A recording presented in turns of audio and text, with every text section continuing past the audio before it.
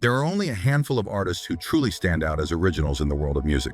In a space where almost everything feels like it's been done, both in sound and in performance, it takes something truly different to make people stop and say, that is a pioneer. And one artist who's managed to earn that title over the course of more than 15 years is The Weeknd. Because whether you're into rap or R&B, whether you're a fan or not, there's something about The Weeknd's work ethic, his sound, and his entire approach to music that makes him impossible to ignore. He's a real creative dude, and he's forward thinking, you know what I mean? So he helps me to be better than myself, you know what I mean? He don't come to me looking for like, oh, we need that whiz or we need that blah, blah, blah. He's like, dog, this is what we gotta do. I got this idea and we gotta run with it. And that in turn, it elevates me. And he's a great writer, he's a great performer. He's a visionary, you know?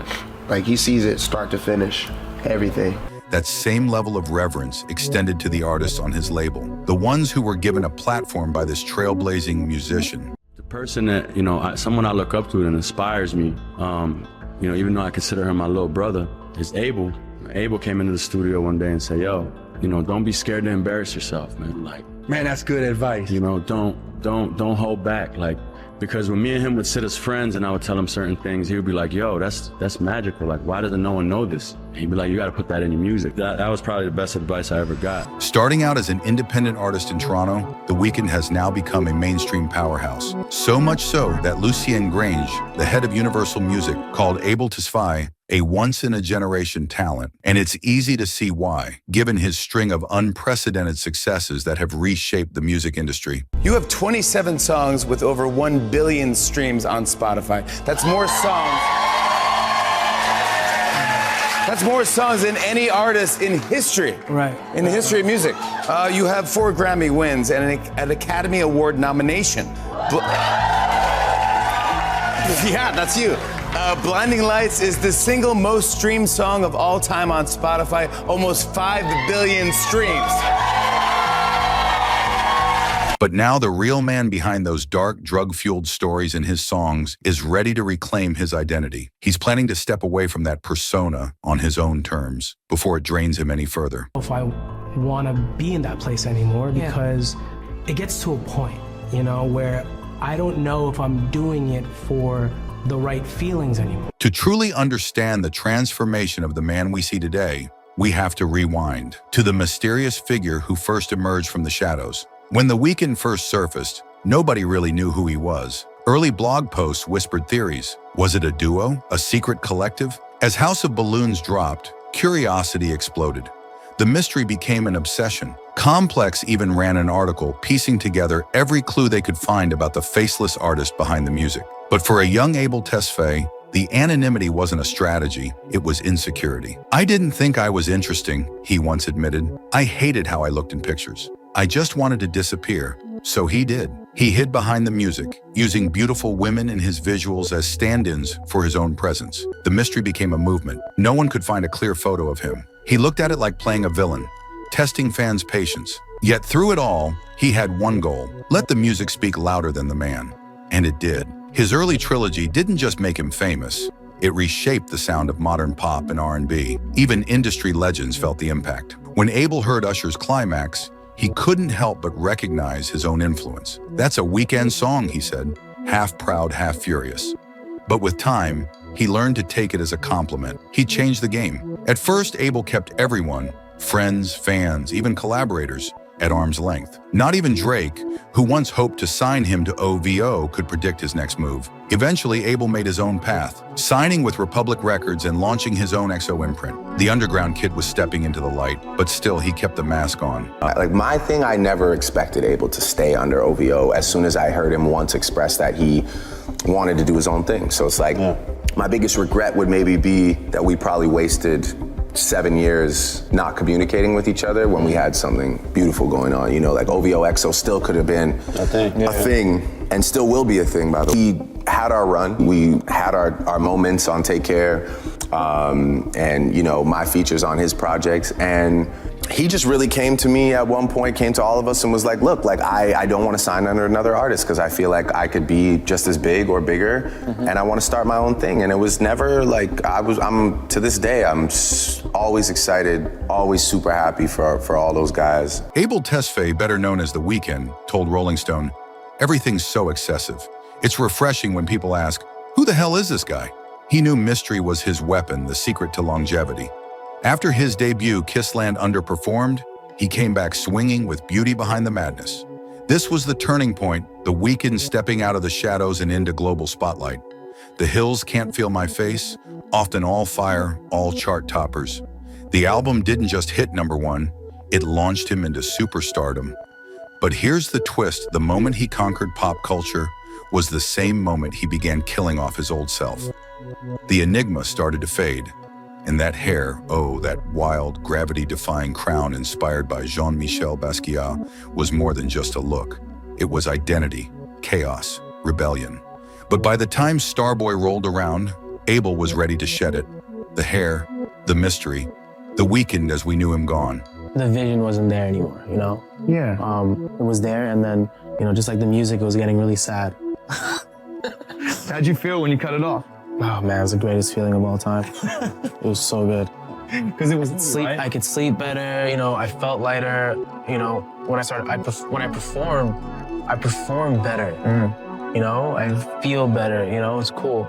God, I kind of imagine what a pain in the ass it was after a while. I mean, the thing was getting out of control. You don't even realize how much of a pain it was until you cut it. Yeah. You know? Yeah. And when you see the best part about all of it is I get to work. Around this time, Abel drew a sharp line between himself and The Weeknd.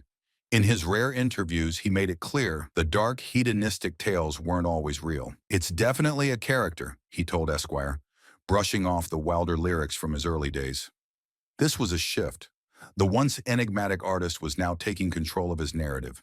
The vagueness faded, ambition took over. He wasn't just chasing hits, he was building an empire. Then came After Hours, a cinematic fever dream where The Weeknd reemerged, face wrapped in bandages, bleeding glamour and chaos. It was an allegory for fame's corruption, and ironically, it made him bigger than ever. But fame cuts both ways. As the spectacle grew, critics who once praised his mystery began questioning his every move. The myth was evolving, and not everyone was ready for it. The Weeknd sold out to fit in within the mainstream and sell more records. His old material had much more personality, edge, and character. His latest single with Post Malone is a prime example of the generic and boring stuff he's been doing to appeal to the masses. Granted, the, track with Post Malone was trash, like that was absolute garbage, but, that's not the only, awful, somewhat kind of cash grabby commercial crossover The Weeknd has done. I mean, Abel has been in the mainstream for a long time, like Kissland and Starboy. I mean, these aren't fucking obscure records, Can't Feel My Face is like a smash hit. After Hours marked The Weeknd's peak. Blinding Lights broke records, topped Billboard's all-time chart, and became Spotify's most streamed song ever. The man who once hid in the shadows was now headlining the Super Bowl, walking in the footsteps of pop legends. He'd done it all, with the fame, the hits, the spectacle, but he did it entirely his way. On After Hours, the way that he's done it, stylistically, aesthetically, nobody in the mainstream was doing that before him. And after that record, after Blinding Lights becoming so huge, everyone is now copying him. Calling The Weeknd a sellout misses the point. He always wanted to be a pop star. It just took time to master the craft. His sound evolved, his lyrics softened, and the cynicism that once defined him gave way to maturity. "I didn't sell out," he told Variety. "I just grew up." As fame grew, the tortured mystique of early House of Balloons no longer fit the man comfortable in the spotlight. Yet Abel made one thing clear: music wasn't going anywhere. "I want to do this forever," he said, but evolution demands sacrifice. With his 6th album on the horizon, he announced the end of The Weeknd. "I'm ready to close that chapter," he told W Magazine. "I still want to kill The Weeknd and be reborn." Then came The Idol, his first big step into Hollywood. Bold, messy, and divisive. Whatever mystery remained vanished in the backlash. The myth unraveled, but the artist still evolving.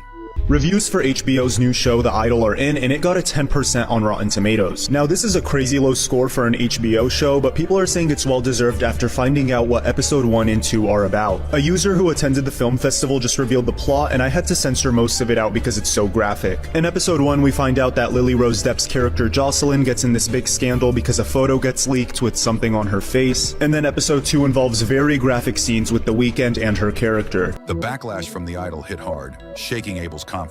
Playing such a dark, sleazy character blurred his sense of self, a struggle head during his infamous onstage breakdown at SoFi.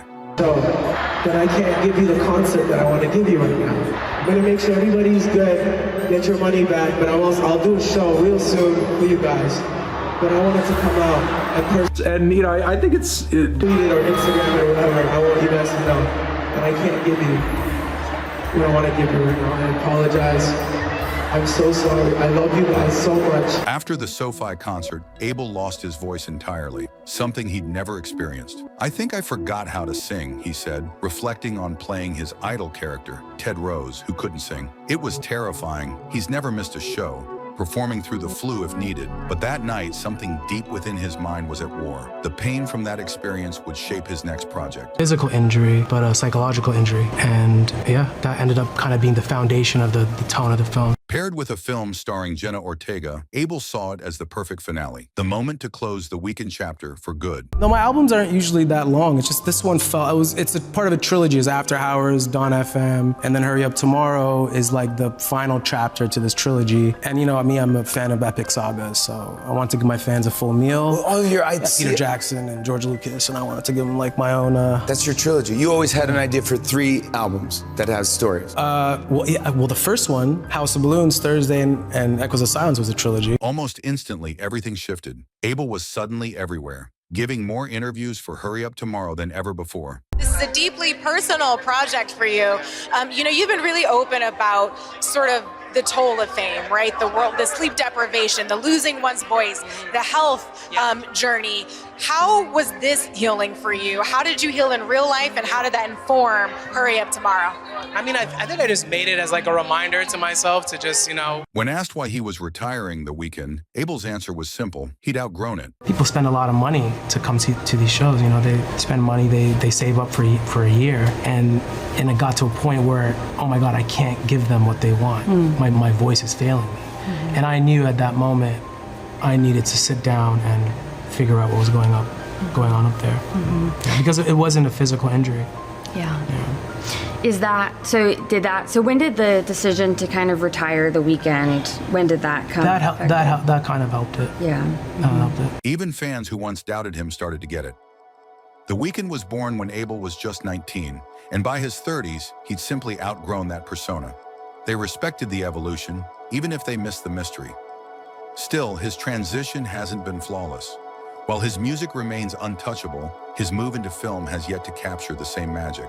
Do you know how hard it is to get a movie made? Like how many approval processes and like rungs up the ladder you have to go? But like this is what happens when you only have yes men around you and literally zero sense of humor. This is just the most self-indulgent piece of garbage I've ever seen. Despite the quieter response to his recent work, Abel remains unfazed, excited even, for the next chapter that begins once The Weeknd takes his final bow. No, I mean, I've always been able to. That's the thing, you know, I've always been able to perform through it. You know, I've been through deaths in the family, breakups, high fevers, and I still somehow was able to go on stage and perform. As Abel continues touring as The Weeknd into next spring, the farewell feels more like a long goodbye than a sudden ending.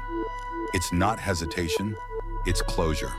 He's made peace with letting go, offering fans one final glimpse of the persona they fell in love with before laying it to rest for good.